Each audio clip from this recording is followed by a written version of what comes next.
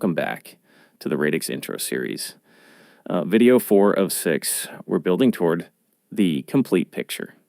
And this video is the one that makes everything before it's significantly more powerful.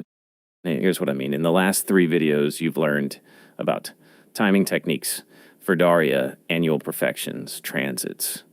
You've been hearing phrases like a dignified Ferdaria lord or a debilitated ruling planet throughout, and I've noted that the condition of the planet shapes the quality of what it delivers.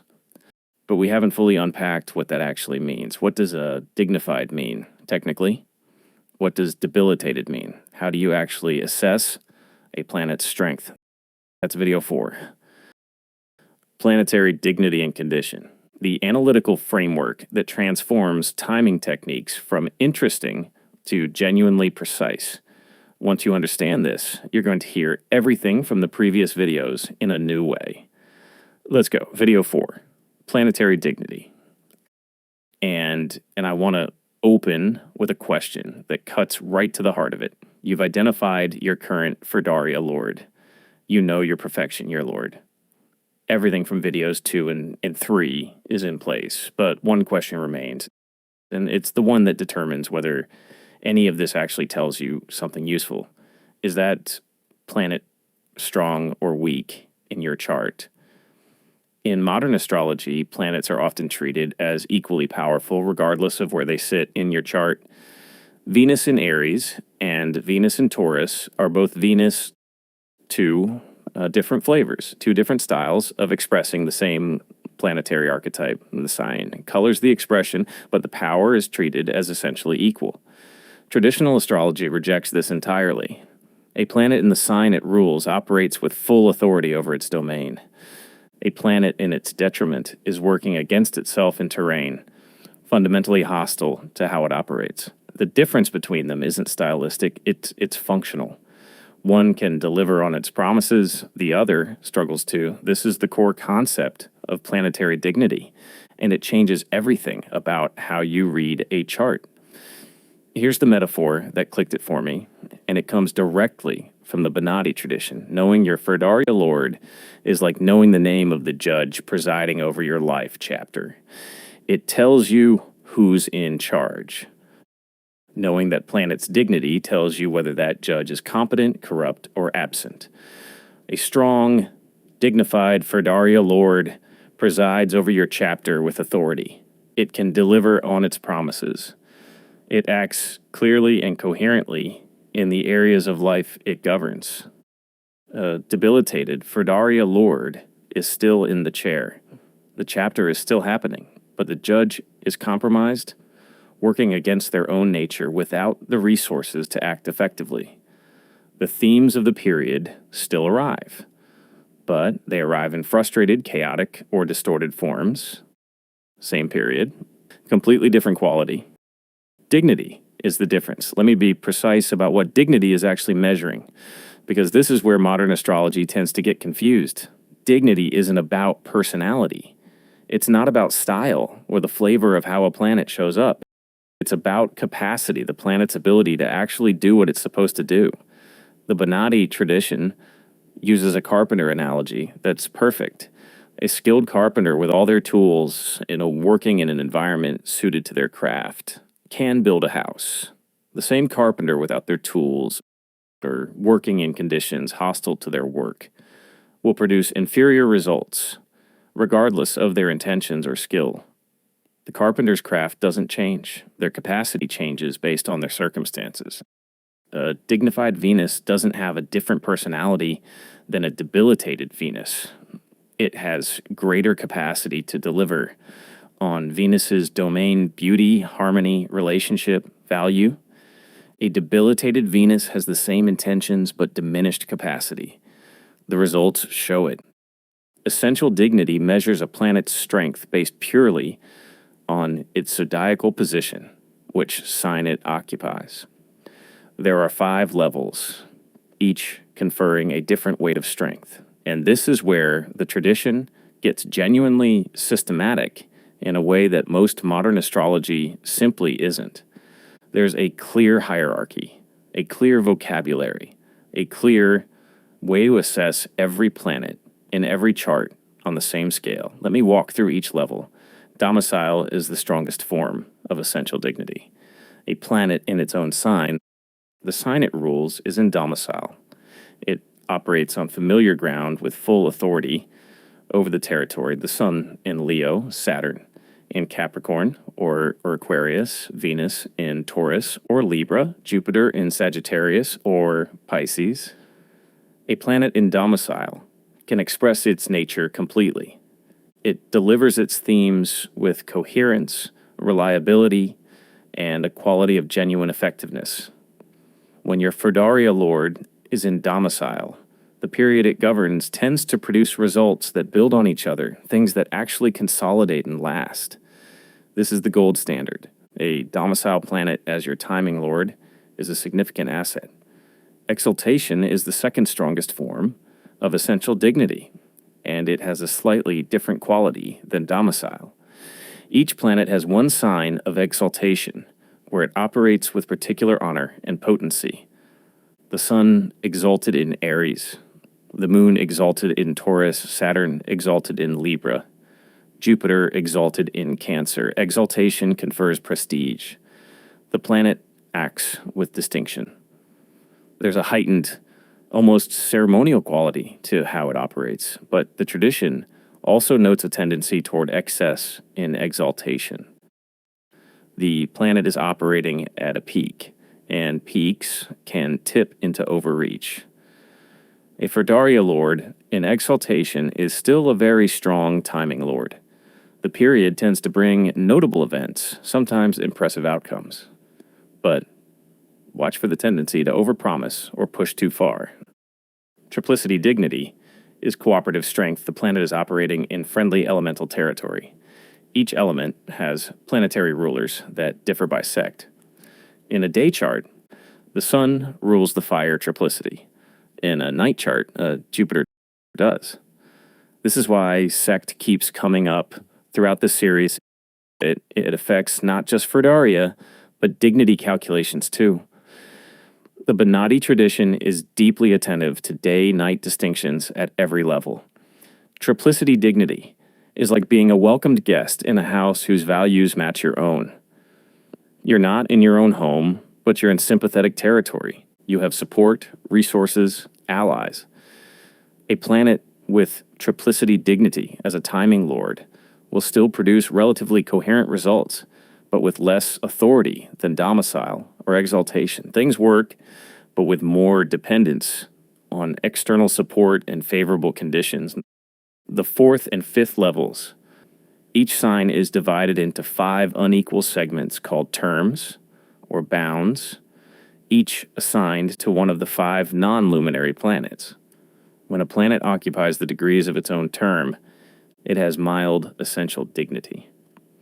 RADIX uses the Egyptian term system, which is the one Benati followed. Terms are subtle and cumulative. They matter most when no stronger dignity is present. A planet with only term dignity as a timing lord is workable but limited. Face, also called deacon, divides each sign into 3 10-degree segments.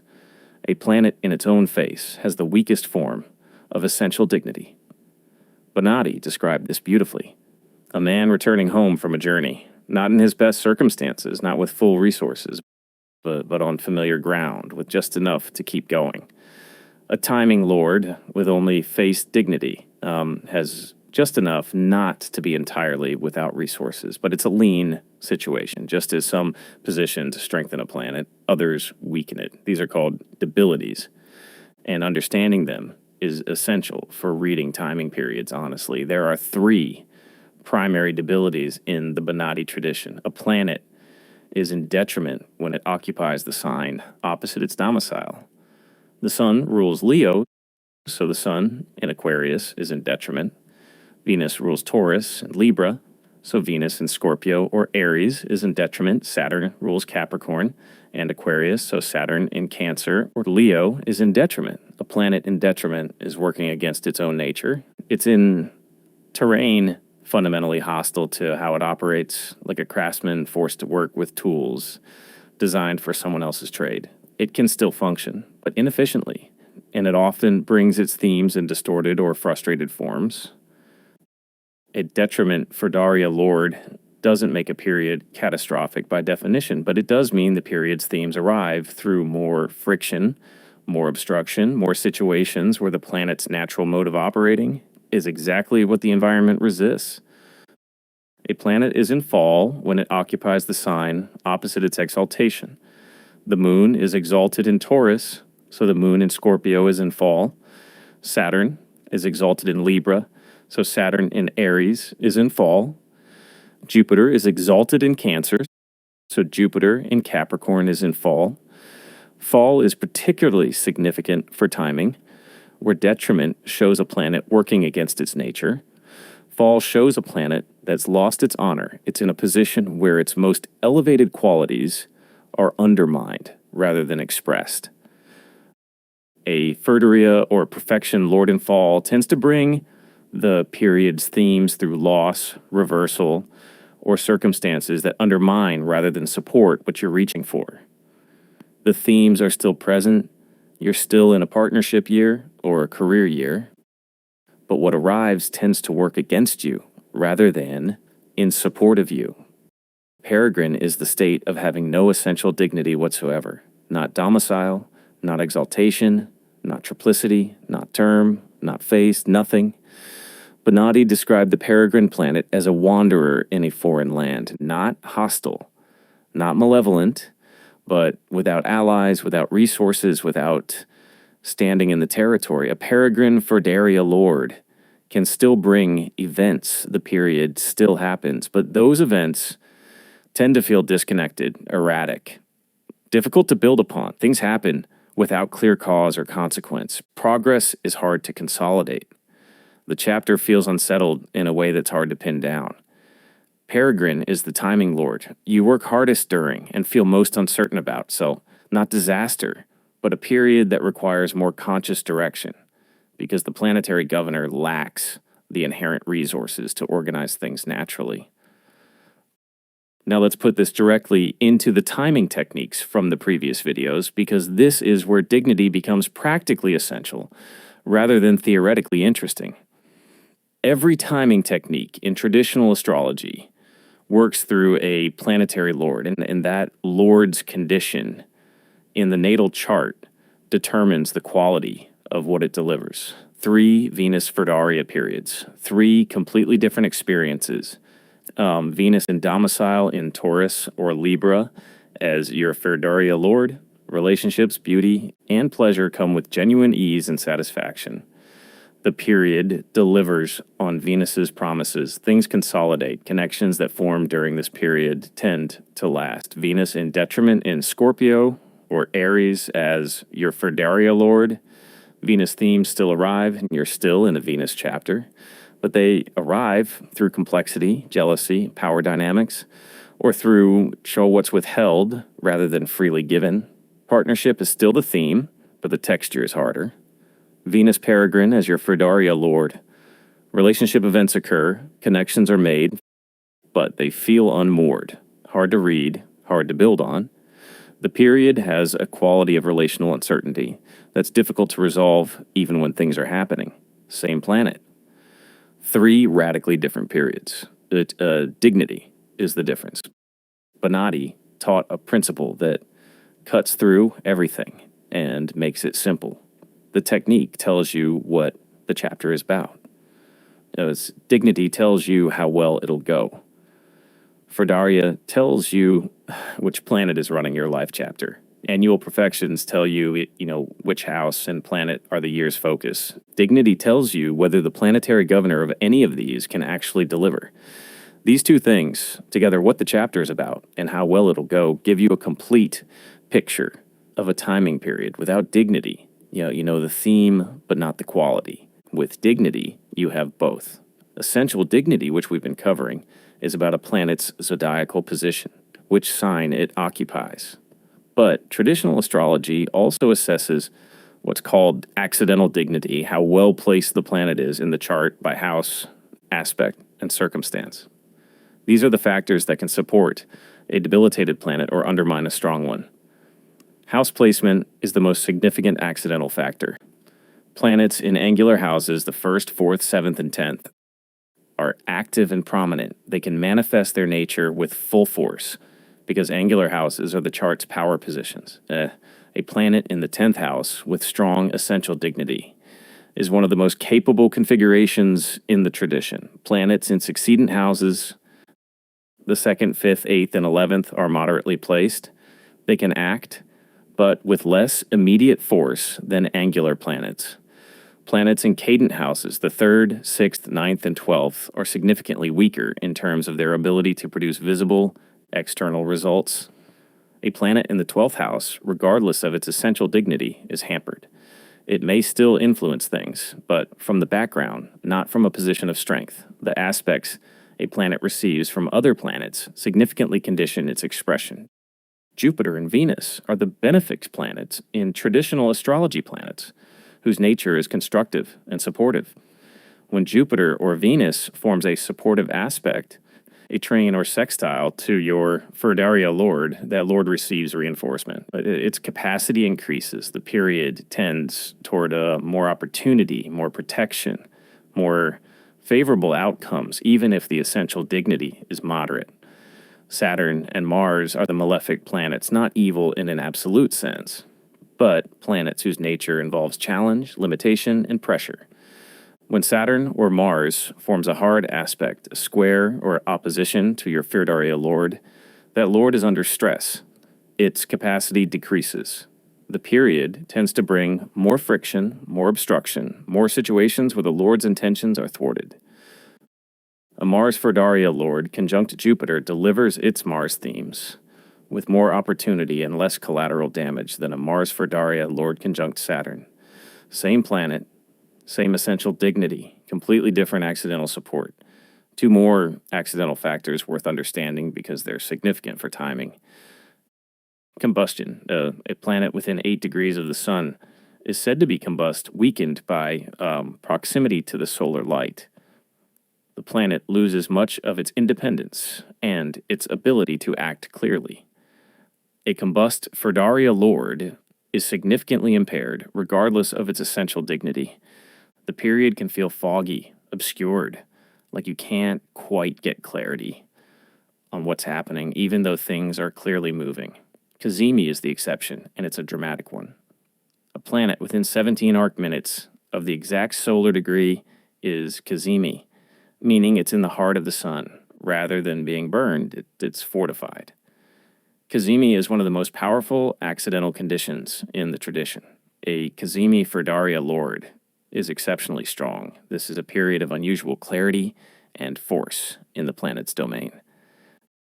The difference between a combust planet and a Cazimi planet is a matter of a few degrees at most, but in traditional astrology, those degrees are the difference between impairment and extraordinary strength. Here's the complete checklist. When you identify your current Firdaria Lord or Perfection Year Lord, run through these 5 questions before drawing any conclusions about the period. Essential dignity. Is the planet in domicile or exaltation? Strong. In detriment or fall? Weakened. No dignity at all? Peregrine the Wanderer. House placement. Is the planet in an angular house? Active and prominent? Succedent? Moderate? Cadent? Hampered? Combustion. Is the planet within 8 degrees of the Sun? Impaired? Within 17 arc minutes? Cazimi exceptionally strong, aspected by benefics. Does Jupiter or Venus form a trine or sextile? The Lord is supported, protected, given additional resources, aspected by malefics. Does Saturn or Mars form a square or opposition? The Lord is under stress, its capacity is reduced, the period brings more friction. The combination of all 5 gives you the complete picture of the Lord's capacity. A Lord that scores well across all 5 delivers its period's themes with strength and clarity. A Lord weakened on multiple counts brings those same themes through obstruction, error, or circumstances outside your control. RADIX calculates and displays essential dignity for every planet in your natal chart. Using the Bonatti tradition, domicile, exaltation, triplicity, bisect, Egyptian terms, and face. Every planet gets its dignity assessment the moment you enter your birth data. Alongside your Ferdaria timeline and perfection year display, you can see the condition of the active lord. So you're assessing not just what the current chapter is about, but how strongly that lord can act on your behalf. And the oracle, once you've generated your deep natal report, uses this dignity assessment in every answer it gives about timing. When you ask the oracle what your current Ferdaria period means, it's not just telling you the planet's keywords. It's analyzing the lord's essential dignity, its house placement, its aspects to benefics and malefics, and delivering an interpretation calibrated to how that specific planet can actually perform in your specific chart. That's the difference between astrology as keyword lookup and astrology as genuine analysis. Dignity is what makes it genuine analysis. Let me step back and show you the system we've built across these 4 videos. Video 1 established the foundation. Transits are the weather, and timing techniques are the season. Sequence matters timing first, then transits. Video 2 gave you annual perfections, the 12-year cycle, the Lord of the Year, the activated house. Video 3 gave you Ferdaria, the multi-year arc, major and minor periods. Sect, the 4-factor interpretive framework. And in video 4, this video gives you the evaluative lens that makes all of it precise.